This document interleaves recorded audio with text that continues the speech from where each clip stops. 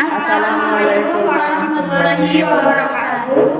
Kami dari kelompok 3, perkenalkan nama saya Hoirul Anjal. Saya Mahda Sajina. Saya Niara Kadani. Saya Dwi Dimiati. Dan di sini kami ingin mempresentasikan tentang pengembangan kurikulum.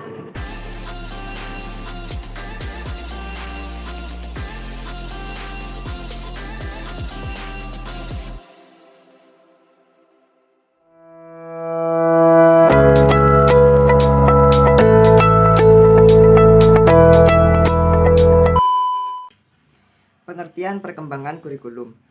Menurut Abdullah A.D., secara etimologi, kurikulum berasal dari bahasa Yunani, yaitu kurir, yang artinya berlari, dan kurire, yang berarti tempat berpacu. Menurut Nasution, dalam bahasa Prancis, kurikulum dikaitkan dengan kata kurir, yang artinya turun, berlari. Kemudian, istilah itu digunakan untuk sejumlah course atau mata pelajaran yang harus ditempuh guna mencapai suatu gelar atau ijazah. Sedangkan menurut Oemar Hamalik, kurikulum adalah program pendidikan yang disediakan oleh lembaga pendidikan sekolah bagi peserta didik.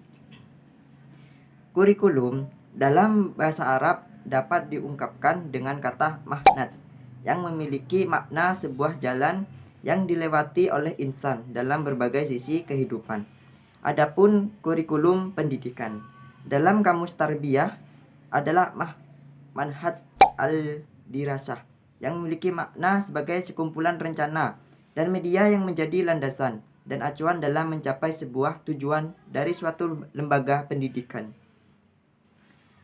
Brobecker menyatakan bahwa istilah kurikulum berasal dari kata Latin track, atau sebagai lintasan lari, di mana seseorang berlari dari suatu titik awal, place of starting, untuk mencapai suatu tujuan, goal.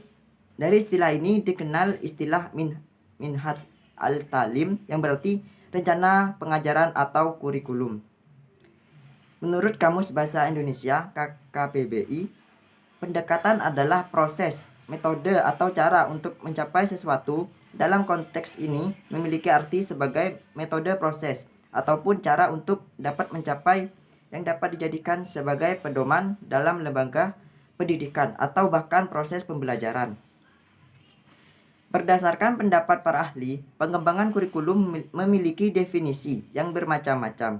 Salah satunya seperti pengembangan kurikulum menurut Superland adalah proses perencanaan dan penyusunan kurikulum oleh pengembang kurikulum developer, dan kegiatan yang dilakukan agar kurikulum yang dihasilkan dapat menjadi bahan ajar dan acuan yang digunakan untuk mencapai tujuan pendidikan. Nana Saudi Sukmadinata menyatakan bahwa ada 4 dasar atau landasan utama dalam pengembangan kurikulum, yaitu landasan filosofis, landasan psikologis, landasan sosial budaya, dan landasan ilmu, pengetahuan, dan teknologi.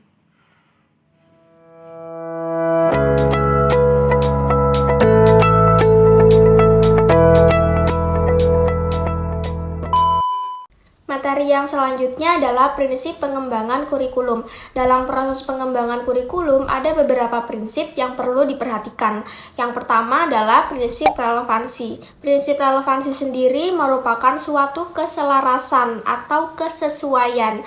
Jadi ketika kita ingin membuat atau mengembangkan suatu kurikulum, kita perlu menyesuaikan atau menyelaraskan dengan anggota yang ada di sekolah, terutama peserta didik dan juga pendidiknya. Yang kedua adalah prinsip fleksibilitas. Maksud dari prinsip fleksibilitas ini sendiri adalah kurikulum itu harus dirancang secara fleksibel atau luas. Nah, tujuannya agar ketika diimplementasikan, ketika ada kondisi yang mungkin tidak terprediksi dalam proses perencanaan, itu kurikulum dapat menyesuaikan atau dapat dirubah sesuai dengan kondisi yang ada. Prinsip yang ketiga adalah prinsip kontinuitas. Arti dari kontinuitas sendiri adalah berkesinambungan atau saling berhubungan. Maksudnya, ketika kita membuat suatu kurikulum atau mengembangkan suatu kurikulum, program-program atau kegiatan-kegiatannya harus berkesinambungan, saling berhubungan, terutama dalam tujuan dan bahan ajarnya. Yang selanjutnya adalah prinsip efisiensi.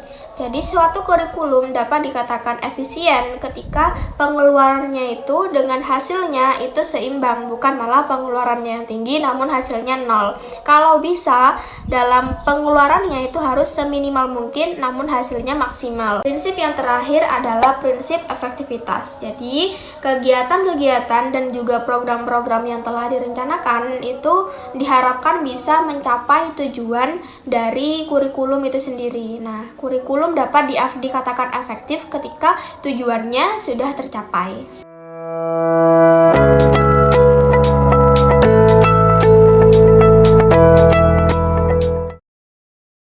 Baik, di sini saya akan menjelaskan tentang model-model perkembangan kurikulum.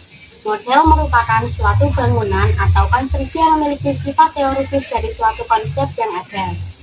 Dalam proses pengembangan kurikulum, ada banyak jenis model yang biasa digunakan dalam proses pengembangan kurikulum ini. Beberapa di antaranya adalah yang pertama, Taylor's Behavioral Model. Taylor menyatakan bahwa terdapat beberapa pertanyaan yang harus dijawab dalam mengembangkan sebuah rencana kurikulum kegiatan pembelajaran. Model yang kedua adalah George Managerial Model. Dalam model ini, George menerapkan 5 langkah perkembangan. Model yang ketiga yaitu Seiler, Alexander, dan Lewis Administrative Model. Dalam Seiler dengan kelompoknya menggunakan pendekatan administrasi, yaitu sebuah model yang gagasannya diambil dari para administrator yang membentuk tim penunjuk atau pengarah dengan anggotanya. Model yang keempat, The Grassroots Model. Model ini berbeda dengan model administratif. Model ini merupakan kebalikan dari model tersebut, di mana ide atau gagasannya diambil dari para guru yang di sekolah, bukan dari para administrator atau senior disiplin ilmu, di mana para guru akan melakukan pengembangan pada kurikulumnya. Yang kelima, yakni Tabas Integrated Model. Model pengembangan ini lebih mendorong inovasi dan kreativitas guru yang bersifat induktif, berbeda dengan model tradisional yang bersifat deduktif. Yang keenam, yakni The Demonstration Model. Model ini menggunakan gagasan dari dewan guru yang berkolaborasi dengan para ahli. Model ini bertujuan untuk memperbaiki kurikulum, namun model ini hanya ada di satu atau beberapa sekolah saja. Model ini memiliki 2 variasi. Yang pertama yakni guru sebagai uji coba atau percobaan pengembangan kurikulum dengan mengadakan penelitian, yang mana hasil dari penelitian tersebut bisa digunakan untuk wilayah yang lebih luas. Variasi yang kedua yakni ketika guru merasa tidak puas. Dengan demikian, guru mengadakan penelitian tentang pengembangan kurikulum secara individu. Kemudian yang ketujuh, Rogers Interpersonal Relations Model. Dalam model ini tidak ada perencanaan tertulis, hanya kerangka kegiatan organisasi saja. Karena Roger di sini lebih mementingkan aksi, interaksi, dan aktivitas individu, sehingga akan memperoleh individu yang berubah dengan perubahan individu. Yang kedelapan, yakni The Systematic Actions Research Model. Model ini berasumsi bahwa perubahan kurikulum merupakan perubahan sosial yang melibatkan orang tua, siswa dan guru, hubungan pribadi dan kelompok dari sekolah dan masyarakat. Dari pembahasan tersebut dapat disimpulkan bahwa pengembangan kurikulum dalam kurikulum sendiri harus memiliki sifat yang dinamis dan bisa menyelaraskan dengan perkembangan zaman, sehingga dapat memberikan pendidikan yang berkualitas, relevan, dan sesuai dengan perkembangan zaman yang ada.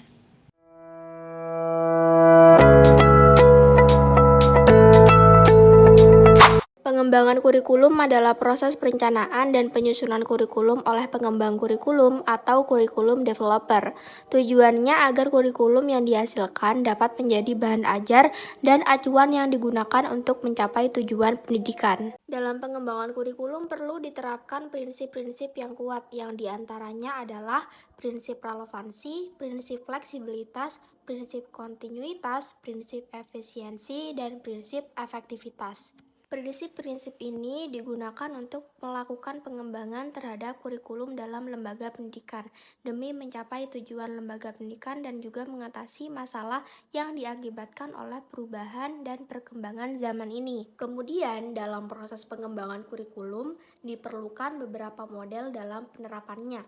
Yang pertama adalah Taylor Behavioral, yang kedua Backup Managerial, yang ketiga Saylor, Alexander, and Lewis Administrative, yang keempat The Cinematic Action Research, yang kelima The Grassroots, yang keenam Tabas Inverted, yang ketujuh The Demonstration, yang terakhir Rogers Interpersonal Relation. Masing-masing dari model-model yang dapat digunakan untuk melakukan proses pengembangan kurikulum ini tentu menggunakan beberapa pendekatan yang berbeda-beda pula dan juga menggunakan karakteristik yang berbeda antara satu dengan yang lainnya.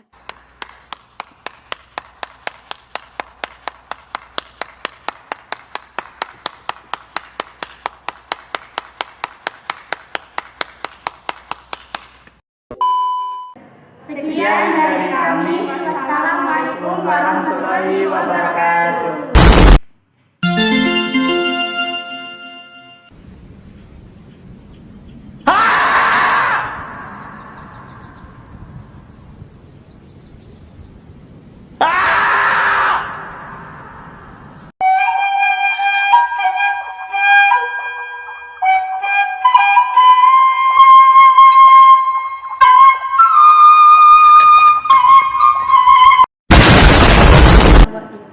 Perkenalkan, nama saya. 1, 2, 3. Loh. Satu, dua, tiga. Assalamualaikum warahmatullahi wabarakatuh. Ali